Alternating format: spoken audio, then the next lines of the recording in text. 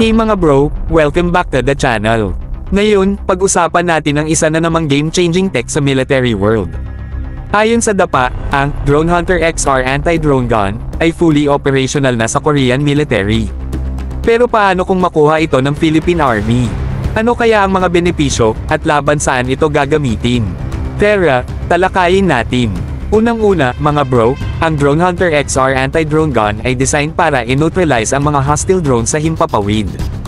Ito ay may advanced targeting systems na kayang i-detect at i-disable ang drones mula sa malalayong distansya.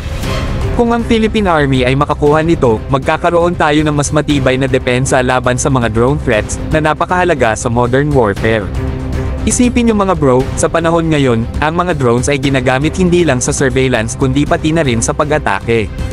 Ang pagkakaroon ng anti-drone capabilities ay magbibigay sa ating military ng significant edge sa pagprotekta ng ating mga strategic locations at mga tropa. Hindi na tayo madaling tatargetin ng mga kalaban na gumagamit ng drones para mang-espya o maglunsad ng atake. Ang Drone Hunter XR ay hindi lang epektibo laban sa mga commercial drones na maaaring gamitin ng terorista kundi pati na rin sa mga military-grade drones na ginagamit ng mga advanced na puwersa.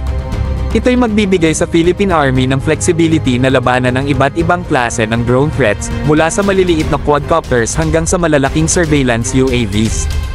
Drop your thoughts sa comments below, at gaya ng dati, huwag kalimutang mag-like, share, at subscribe para sa mas maraming military at defense updates. Hanggang sa susunod, stay curious and stay informed.